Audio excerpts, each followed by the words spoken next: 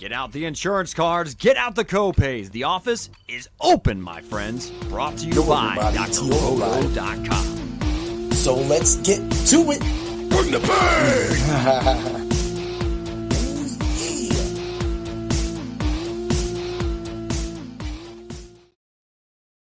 What's up, everybody? This is Heat Override, and I'm ready to bring the pain for you this week. Ooh, yeah.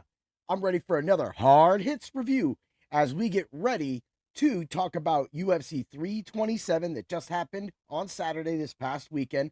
Also, that's going to lead to the big topic of the day. Of course, that topic is going to be about injuries, sport injuries, and that's going to be because Carlos Ulberg's knee injury, thus still winning the title, but now having to step away from the sport that he loves to do, that he finally got to the top of the mountain, only to get a setback. So that's the big thing.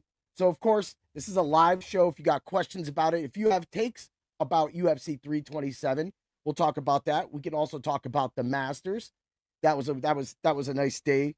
Nice day for me. I ended up doing pretty well in my golf tournaments, but nothing really big, just double up money and that. So if you haven't followed, like Dr. Roto on the X and, of course, this YouTube, share, also comment, talk about it, ask us questions. If you got something, if you have seasonal football questions, seasonal baseball questions, the NFL draft is next week. A lot of dynasty drafts are going to be held. So that's a big time to join right now using code word baseball will get you a nice percentage off of your subscription so that you can be our rich friend. Yeah. Woo! You know what that means. It's time to bring the pain. But man, I'm so excited for this show today, to talk about something I'm going through personally too. But you know how we do it and how we've been doing it. We're doing a full screen. We're going to do a full card review of UFC 327. I'm just going to give quick takes. Of course, everybody else has already did this. I've already moved on and already have my UFC Fight Night Winnipeg. So I already have that already done. I have just put some more notes in, a couple more things to tune up, and I'm making the five-tastic picks and everything like that. So that's a big part. But man, we were able to nail some nice finishes this weekend. We'll get to that, of course, when we get to the DFS and betting review, how we did, how did the parlay of pain do, what worked, what didn't work. Of course, we'll have the DFS percentages, and then, of course, we'll talk about sports injuries at the end. Man, but I'm excited. So let's get right into it. Let's get right into our recap. Boom. So our first fight that we're covering is, of course, Charles Radke, good old Chuck, versus Francisco Prado. Y'all thought I was going to say Chuck Buffalo. There it is. Yeah, we just rigging him up in here. Woo! Chuck Buffalo. That's what we're doing here. All right. I love this fight. It was a great fight, but Prado hung in there a lot longer than I thought he would. That's why the play at knockout and points at -125 was perfect. We have that in the subs only Discord at Dr. Roto. That's why you join and check out the subs only Discord. It was wild. A few years ago, we had a couple people that were on the site but didn't even know there was a Discord. Now they're in the Discord. Now they're winning more championships than they ever have. Because that's what we do. And that's what Doc has been doing on our YouTube. He's been putting out all the football draft videos with Money Mike's pick. And that's Mike Connolly. And so they've been doing shows every single day, practically, it feels like. So, and then you threw in today Danger. And Coach Al had the golf show for this week's PGA Tour. So there's so much going on, but it's more than that too, because we're going to be talking NASCAR at the end. So let's get to it. Chuck Radke gets it done against Prado. He was perfect usage. A DFS slates, he was about 35%, but I'll take that. That was a good one. But man, the Burrito Bandit made weight. Wouldn't you know, he puts up his worst performance. Like, how couldn't Pfeiffer have knocked him out? Like, this is it. And just Luque, I'm happy I had the under. I played the under because I just didn't trust the Burrito Bandit. Just when we thought we were going to stop calling you the Burrito Bandit, you found a way to find yourself back to the table, Kelvin Gastelum. I don't know what to think about you, buddy, but hey, I guess what I can say is you had an easy night because you went to sleep early. That was a nice one. I did pick Gastelum in that, so of course I got the loss. But man, we got up to this fight right here screwed practically everything up for me on my parlays. A lot of the ways and things that I in a lot of like two leg parlays, 3 leg parlays, of course the 5-tastic picks, things like that. Chris Padilla versus Markel Medeiros being considered a draw later that fight. When I thought Padilla, yeah, he got a little bloodied up, but all Medeiros was doing was trying to throw elbows up the middle. It was kind of annoying. He wasn't trying to fight Chris Padilla. He was just trying to use Padilla's momentum coming at him to give him elbows the whole day. It's a good strategy, but it was kind of like crappy, dude. You know what I'm saying? Like, anybody feel that same way? Like, why are you throwing that out there? But anyway, this was a big factor because, like I said, this hurt my money line. So then it went draw, then it went void. So when this is like when I only take one loss on a card and then I flip it over and I get a draw, now it just sucks. It sucks. I had Padilla at least, and that's what sucked too on the DFS slate. The DFS slate was the same because I used Padilla on the DFS slate. So for me, that fight being considered a draw was like kick down low, man. A kick down low. Let's get to it because I don't want to talk about that fight no more. But man, Tatiana Suarez taking it to Lupi Godinez. This is the worst Lupi's looked. All right. In my opinion, she looked horrible out there. She just looked like she was just chilling there, right? So it was only time before we hit the Suarez. So as you know, as we do in the Fight Club of Pain, we hit what they're good at. First and second round submission for Suarez was plus 500. Second and third round submission was plus 1,000. We hit them both. And I did recommend Lupi on the DFS slates. I figured that, and it kind of worked out. She was only like 3% owned. I thought that this fight could go the distance, but Lupi really wasn't doing nothing. So that's what we got. We got a Suarez win, and now she could be back in the title talks. So who knows where we're going. But man, yeah, we got the Gamrot sub. And you know I played that. I played that straight up. You could just go to my social media at Heat Override or Bring the Pain, and you could easily see a ton of videos from a lot of my green ski screens that I suggested, and with Dan, and then, of course, Walker this past weekend on the Fight Club of Pain. And that's what happened. But, man, this was an easy one. Like, Ribbix had a chance. I did play the Ribbix knockout prop. Why not? And maybe even his decision no bet. But I had Gamrot decision no bet, Gamrot sub, and that was a plus 1,000.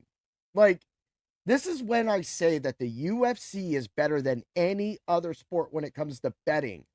Because when one fighter does something very well and the books miss it or think there's no way it can happen, that's when you end up with a second round King Green knockout plus 3,500. That's when you end up with a second round submission by Matisse Gamrot plus 1,000. So just keep on. You got to check us out live every Thursday at the Fight Club of Pain. We are putting out a clinic. We are focusing on the fights, and we are talking about it, giving out free bets and telling you what you should do. And the thing is we don't cover everything. As I always say, you have to get behind the paywall at drroto.com because we don't give out all of the sauce for free. The 5-tastic picks is behind the paywall. That's the money. That's the big money right there. On top of the parlay of Pain being crazy, which we'll get to this week. We'll get to that. But you know, that's exactly what backs me up about the whole UFC thing. Let's move along to a fight that felt like should have gone under, but didn't, and Holland won. Of course, I picked Holland in this fight, used Brown on the DFS slates. Brown didn't even really work out too much. Yeah, I think he had like 28 points. But you went the full length, bro. You couldn't put out more than 28 points. All right then. I mean, that's what we got going on. We got going on with that. But I mean, Randy Brown's got to do something. He's just stale anymore, and he just keeps losing. And kudos to Kevin Holland. He's taken a great, many chances he's been given, and he's given opportunity after opportunity, and he keeps stepping up and fighting. So I have no problem with Kevin Holland, why he was the pick. It was simple. We just knew he was going to be able to out wrestle Brown on the ground, and he was going to be able to get to strike him up. And he did it both ways. He controlled that whole match. And so Brown, I don't know what to say, but as a point fighter myself, somebody that puts out high volume, you got to put out volume, man. You got to put out volume. Let's move along. Let's get to Patricio Pitbull versus Aaron Pico. We didn't have this fight going under. Of course, I wanted it to go under so we could get some money on the big play. But of course, knockout points was the play. Pico was the play. I picked Pitbull on this. I knew I should have picked Pico. I just knew that this was the mountain that Pico was going to overcome. And Pitbull's kind of where he's at in this league. If they're just going to keep running him out, he's going to be like the new Dan Ige when Dan Ige's in the division. So if we want to do that, that's cool. But at the same time, I also want to go back on it that's why we sometimes if we see the money on the Pitbull side, we're going to take a chance at that. But we ended up making money from this fight anyway. We had to go in the distance, and the distance and points on Pico was all positive. So that was a really, really nice play. But it was a good fight, too.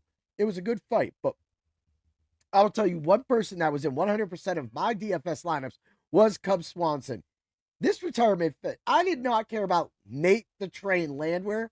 Swanson went out there like a man determined. He learned what the train was going to do, and once he learned it, he systematically took him apart.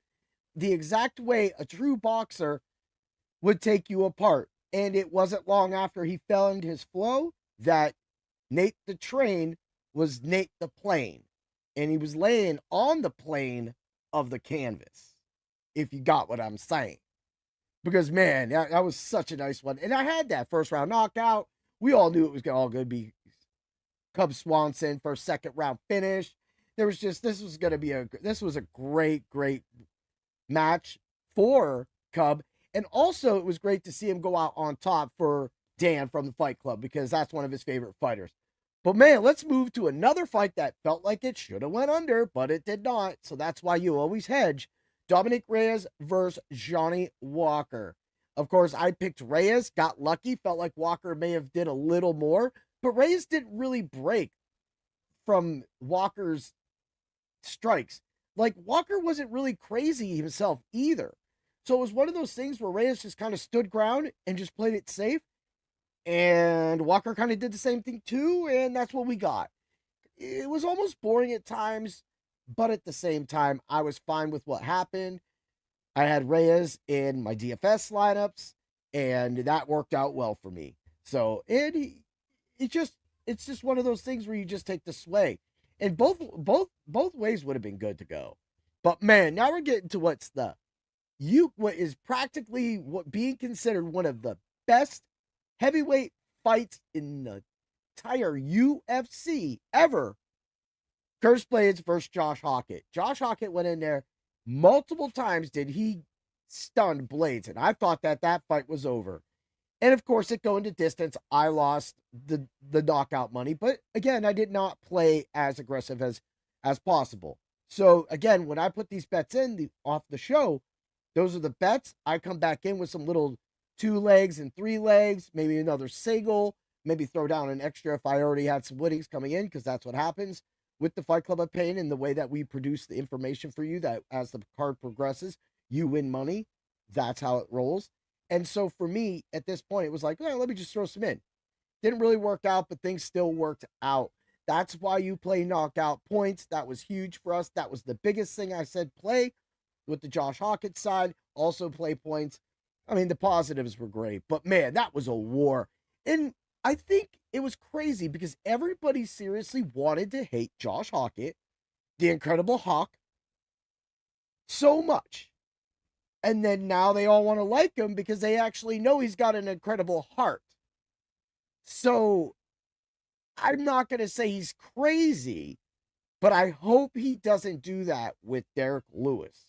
Maybe he knocks out Derek Lewis and Derek Lewis is finally done.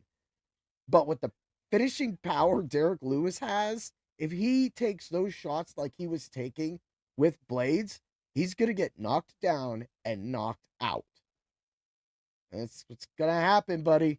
So you better watch yourself, or you might want to wrestle. Get to him on the ground, and then you'll be able to submit him. That's your smarter move, Josh Hockett. So if you're listening to this podcast, you need to do that. I promise you, it will beat Derek Lewis. But if you go toe-to-toe with Derek Lewis, you are going to be waking up with him over your body. All right. That's what we do. It's Fight Club. It's Fight Theory, people. Now, let's get to Azamat Murzakanov versus Paulo Costa. Now, I had Paulo Costa knockout plus 400. It was great. If you listen to the Fight Club, I can't say more and more how many of these bets, knockouts we hit in the positive money, and we will run through that as we get to the end of this rundown when we get to the DFS and betting section. Now, that being said, Costa looked good. Murzakanov looked like a lost farmer, honestly. A lost farmer, didn't know what to do. He was kind of getting some big shots, and there was a couple times he almost finished Costa, right? Like, he literally rocked him. I couldn't believe Costa took that. But Costa's a big, strong dude. I'm all for it. Kind of reminds me of this dude Brendan at karate. He's kind of like he used to be like a really big, meaty, strong, muscly guy. But now, because of the karate and the fitness, he's slimmed down, and now he's like more toned, right? But that's what he looks like, Costa. His body looks like Costa. And he be taking some whack sometimes, and he just nothing, man. He just big old muscly dude, just got his power, but he's fast, and that's Costa 100%. He's earned a lot of respect for me and a lot of other people. And it was kind of funny watching him dress up as a Jedi with the Incredible Hawk. And that was like one of those moments where it was like, okay, he's wearing off. If there was two people on this fight card that he was going to wear off on, it was Johnny Walker or Paulo Costa. We got Paulo Costa. I'm fine with that. That was cool. That's why I love him, man. But Murzakanov, you might want to check your game plan because it sucked. Let's go to the main event. Prochazka versus Carlos Ulberg. Look at that. Look at that beautiful belt right there. Let's get that close up right there on that champion. Oh, man. That guy right there. That guy. Carlos Black Jag Ulberg. I called this. Maybe you didn't. But I've been preaching his stuff since October 9th when I wrote him up and put him in my top 10 pound for pound. I then removed him, as I talked about. But I only removed him because belts. He was going to get, I wrote that column today, he was going to get on that list today, bar no injury. But he is injured now, and that is for the segment at the end. Carlos Ulberg by knockout, the left cheek knockout that we called on the Fight Club of Pain. It's the same way I talked about when he was going to knock out Reyes, that he was going to do the actual send down the pipe, right? Send down the pipe, and then the check hook. So if you're an Ulberg guy, right? If you know fight theory, right? You know Ulberg comes in, pop, right? With that check hook. Me and Dan talked with Walker about that. Walker was on it. He was liking it. He sounded good. But Dan and me knew. Dan knew that I was that hook was going to sink Yuri. And it did. It did. And the thing is this is when people like myself fall in love with the new sport, not just because of betting or the DFS, but the actual true love of the sport, because I'm in it myself. I'm in a combat sport. I'm a point fighter. And I've won plenty of trophies. They're behind me. They're in front of me.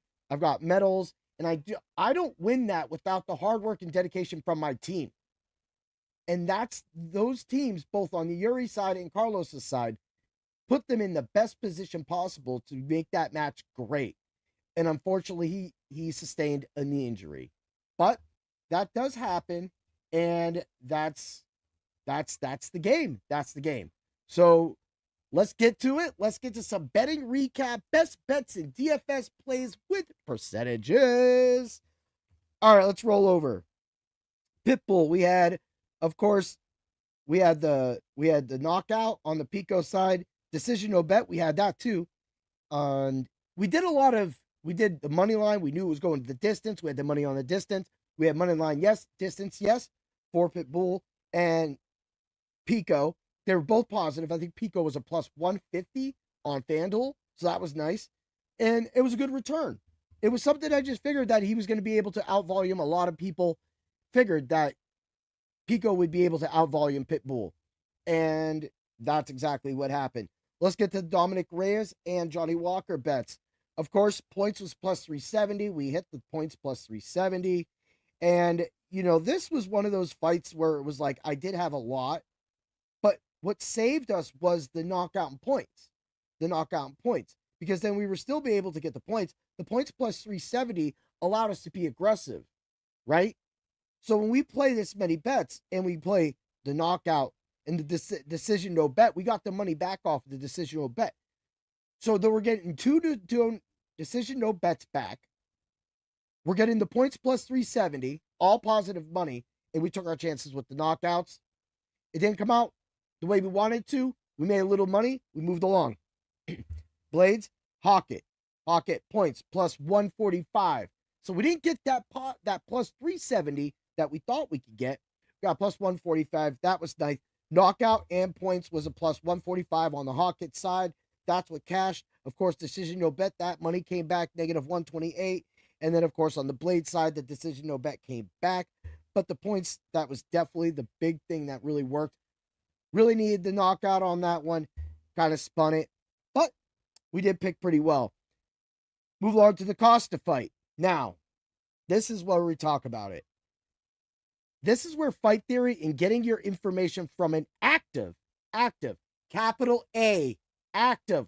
Well, I guess I'm on the injury reserve right now. But was active point fighter is I knew that this knockout was going to be late. I knew that I felt that Costa, and my feelings were portrayed on the Fight Club on Thursday last week, why we broke this fight down, why we highlighted this fight, because we can highlight anything. We highlighted this fight not just because it was the co-main event, but because it was an actual good fight. Costa moving up, we had brought him up a few times. But at the same time, when we talk about it, it was late action. I said round 3 and round 3 knockout for both fighters was plus 750. 750, people. That doesn't include the plus 1,000 times 2 that we hit with the Gamrot sub and the Suarez sub. So we've already won money all pay-per-view. But on the Costa side, having the second and third round knockout plus 800, knockout plus 400, decision no bet plus 132, hit that, yep, bang. Right, round 3 or decision. Round 3 or decision for Costa plus 340. Knockout points plus 175. Sometimes you tread a little tire in the mud. And then sometimes you hit it great. And that is what separates the Fight Club of Pain from any other betting or DFS show in the world, bar none. Bar none. It's the fight theory, people. It's the actual breakdown of the fighter. If I was paid hundreds of thousands of dollars to do this, these cards would be nailed and you would be all the rich friends in the world. Because I do a daily job. We do this as a side project. A side project that we love to do, that we love to talk. And I'm talking about Dan and I. And that's a big part of what we bring to this sport, the UFC, is the realism. So that being said, let's move along to the last one. We all said knockout. I had Ulberg. You know I had Ulberg. Knockout 123 plus 260. Moneyline distance no plus 155. Knockout points plus 100. Decision no bet plus 110. What do you need? Knockout plus 195. Of course, I did say round 3 knockout. That's where I had my action in the 3rd round. Covered myself with the front. Of course, I always have a first round knockout. This is what we do. When you break down a fight, you have to break it down more than numbers. You can look at the numbers, you can look at the losses, you can look at the past. But when it comes to the real thing, how is that fighter fighting right now? What are they using? Are they working on something? It's kind of like a pitcher for all you baseball people. It's like when you see a pitcher working like a new slider in the spring training and stuff like that. He might bring it out, he might not. He brings it out, he gets lit up, maybe catches a few people off guard, gets a couple strikeouts. It could go either way. But why we stress the fight theory is because it comes down to combinations. That's how I'm able, and I have been able, to nail Carlos Ulberg's last 2 knockouts. That you just don't say. And I know that maybe other people said it, but Kid and I watch all the shows and everything, and we watch the chatters. Nobody said left check hook. Well, I did. We had a lengthy discussion about the left check hook for a reason. Because I knew Ulberg was winning by knockout. It didn't look good at first. Looked like Yuri was kind of scaring him. Had him a little like, oh, what's Yuri going to do? But the opportunity presented itself, and the final product went through. Let's get to the parlay of pain. Radke, moneyline, check. Gastelum, no distance, check. Brown and Holland, no distance. Oh, you got me. X. Swanson, decision, no bet. Negative 104, check. Costa, knockout, both.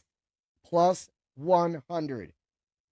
The parlay of pain was over a plus 400. Round robin returned more than money. I went 8-3 overall, 8-3-1 overall for picks. Could have been 9-3. Not sure what happened, but hey, things happen. Parlay of pain 4-1. Dan and I both went 4-2 on the Fight Club of Pain. Money line. Parlay in the Subs Only Discord went 3-2. Returned a little positive money on the round robin. That's when round robin saves you, people. That actually was an 1,100 parlay for a money line. So it was a little more than normal. So it returned well. The Five-tastic picks money line went 2-2 in the 1. The 1, of course, being, well, we're not going to talk about that fight anymore because it was disgusting. Taco, do a little more so you can win the fight next time, please.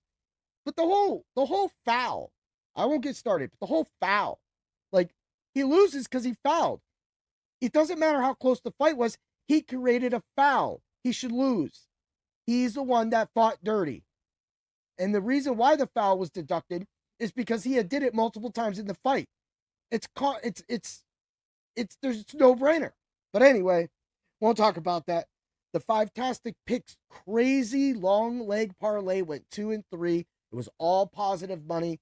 We were able to get close to what we put in, but we made more money than we put in.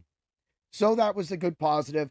Percentages, Brown was 17%, Hawk at 42, Azamat 35, Ulberg 42. Kelvin, the Burrito Bandit, was 24%. Whatever, dude. Swanson, 28%. Loopy, 9%. Pico, 38%. Radke, 18%. Radke. Good old Chuck Buffalo. Ooh. Ooh. Right? Doesn't know how. Gamrot, 38%. Pitbull, 3. Pitbull, 3%. Pitbull, 3%. He was the cheapest fighter on both slates. He was literally just throw him in there and get your 28 points, 30 points. And if you would have won, you'd have got maybe 60. There it is. It was worth it. And then, of course, we'll wrap that up. So for me, DFS-wise, I actually didn't play a lot. I was busy, really busy, because my daughter had a seminar to attend in Syracuse, so I had to take her up. I had life things to take. My dad shopping. So by the time all that kind of came in, it was just kind of like, I really only had 3 lineups on DK. 1 I went 2-1 on DK. FanDuel, I had 4 lineups and 2 scored, 2 missed. That's what happens. It's what happens. But practically tread my tires in the mud to live on and get it.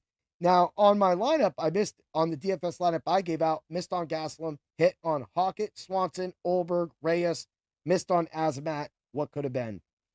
I do want to say the DFS Hero lineup that we gave out live on the show last week.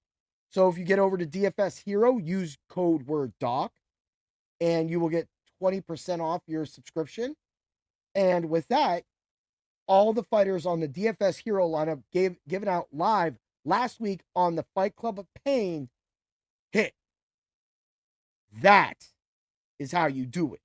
That is how you make money playing DFS and betting wise. And you get that information at Dr. Roto, like I said, code word baseball, and you can become our rich friend. All right. So let's get to the Ulberg injury. Of course, I'm not going to make this too much longer. We've already gone over 30 minutes.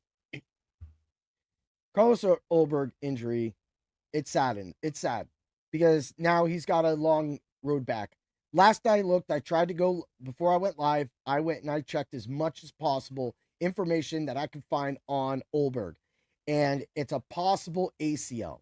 Now, ACLs can be different when people are trying to lock your legs up, right? You're in an octagon. So it's not like a sport where like you could hide it, like a quarterback can hide it, whereas a running back really can't. It kind of slows him down. I've torn my ACL, and that's actually my lead leg in fighting. So I always have it out there. I kick off of it. It's my most active leg because for me, everything's point A to point B. I take angles, choose speed over power, and finesse and accuracy. And I do have a lot of power, of course. And for that, it's kind of the thing that kind of works with being a martial artist or a mixed martial artist.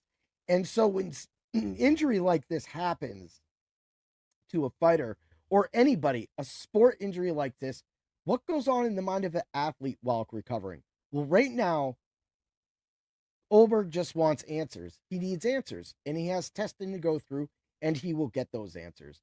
As you all know, I was also on the top of my game at the end of last year. I had finished the season as not only the day of champion, grand champion, I also finished as the seasonal point champion for the MA Tour. I was proud of those honors because, I ran through the entire division. I did not lose. I had not lost. I've technically lost in an exhibition match. So for me, I was fighting a double world champ and working on probably a double black belt by now. And so for me, that was a great honor to fight somebody at the age of 19 when I'm 46. The speed, and it's the first time I fought somebody under 5 foot. It was really weird. I'm not the tall guy. Previous fight was a 6'6" guy. I bring this up because I was on the top of my game. Ulberg has been on the top of his game for a long time with his winning streak. And this is where it got him. It got him to the top of the mountain. But right now, he's got another road in front of him, the same way I have a road in front of me. I'm going to be cleared by the end of this week. So I'm going to go back to light duty karate. So I've already been kind of doing a lot of stretches, but things are limited because I can't bend. So that makes it really hard. Also, I've been hitting the bag a little bit. Everything with the arms works. Legs, not so much. This is what Carlos is going to have to overcome. And this is why I wanted to talk about this, is because injuries do happen. You could be on the top of your game, like I just said, and they can show up in the sport, in the form of a sports hernia that you had since you were a child. It could show up while you're in one of the biggest fights of your entire life, and you still win after fighting through an injury. That's the heart of a warrior. That's what it takes to bring the pain. Carlos Ulberg brought the pain. And it's just like Nike, just do it. You have to get through it. You have to give it all your heart. That's why I'm in the gym or dojo so much. is because I'm behind when I look at my age level. One day when maybe I make black belt, which is my next belt level, I am going to open up to people as old as me, but have been black belts for over decades and have ran that division. And for me, that's a new challenge. But for right now, my challenge is to fight to come back and to be comfortable and to be safe.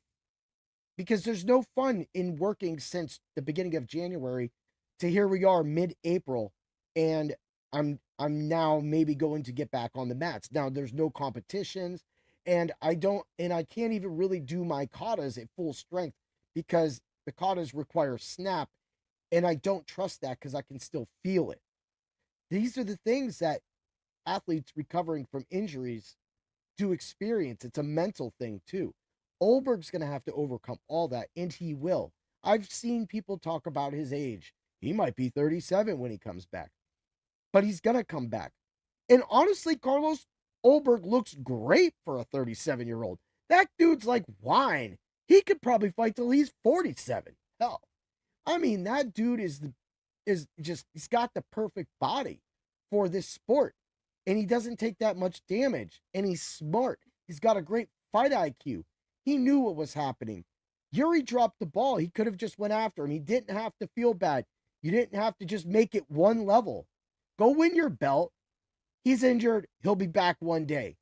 Now he's the champion. Now there's going to be an interim. I don't even think there's going to be an interim champion. You can't say the timeline that he's going to come back. It could be 2 years.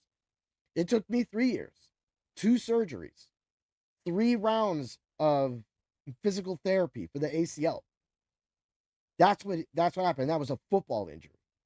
So for me, you have to fight through all that. And that is why everybody looks at all these plays. We talk about DFS. We see athletes get injured, and some of us might cheer, and you shouldn't. You shouldn't cheer. But things happen. It's about what you go. When we see these people, they get injured and they come back and they're a shell of themselves. What's going on? Who's not doing something right in your camp? Try to do that. I might not be 100%, and I'm trying to make our Erie Open tournament at the end of May. If I can't make it, if I don't feel like I'm safe, then I won't do it. Because don't get it wrong. I can go in there and not kick and still beat those guys. That's no sense. But it's about my movements that I have to be comfortable with. And right now, when I bounce, I can feel it. And that's not cool. So I'm not doing it. But Carlos Ulberg is just beginning his journey, where I'm over 4 months into mine. And it's been a very good learning experience for me. So Ulberg's going to learn a lot about himself as well, too. And when he gets back, he's going to knock out his next opponent. And if it's for the belt or not the belt, it doesn't matter. Because you can timestamp this right now that Carlos Ulberg will be back, and Carlos Ulberg will bring the pain, and Carlos Ulberg will knock out his next opponent, whoever that is. It doesn't matter. Yeah. Woo! All right, let's move along. Of course, this Thursday, 2 days from today, 7 p.m. on the Dr. Roto Network, Dan and I are back for UFC Fight Night Winnipeg in Canada. We got Burns versus Malott. Practically, I just want to try to like Burns in this fight. I might want to use Burns in this fight, but Malott's going to run through him. But we're still going to talk about that. Of course, the show will feature 3 fights this week. We'll have the Parlay of Pain back. I mean, the Parlay of Pain went 4-1. It went 4-1, 3-1-1 the previous week. Had that bad week at 1-4, 4-1 previous week before that. We say it with our chest, people. We wear it on our sleeves. What we're doing here is great at Dr. Roto. So you have to definitely make sure of that. But 7 p.m., Dan, it'll just be me and Dan. Back to the pain, back to the stuff. We're going to make sure we get that for you. But you got to make sure that you get over, like, follow, share Dr. Roto. He's probably going to go live with another video tonight that you all should probably watch tomorrow as we walk towards the draft. Get to get to the site, use code word baseball, and that will get you a percentage off of your subscription. And that will show you why we have the right cure for all of your fantasy needs. That's just the best, people. And honestly, I won at NASCAR this week, and that was because of DFS Hero, code word Doc. And also, I won some bets. We have a new partnership with Player Props AI, and code word Doc again gets you a percentage off your first month with them. I don't get to use it all the time because of how busy I am getting back in the dojo and teaching, but I can tell you it's an amazing site. It's easy to understand. And Travis just went on with Dr. Roto just this past weekend. I'm sure we'll hear more from Travis. Travis every day is in his Discord, and he always leaves a video, and he's trying to teach you how to become a better. That's why Dr. Roto supports him. He supports people like DFS Hero Tom and everybody involved with them, and Player Props AI and his staff around him. Because, like I said, we have the right cure for all of your fantasy needs. But the one thing you have to remember is to always remember to bring the pain. Ooh, yeah. Have a great day, everybody, and always remember. Woo! Thanks for stopping by the office. Get your fantasy prescription by subscribing to the channel and checking out drroto.com. Until the next visit, be well and take care.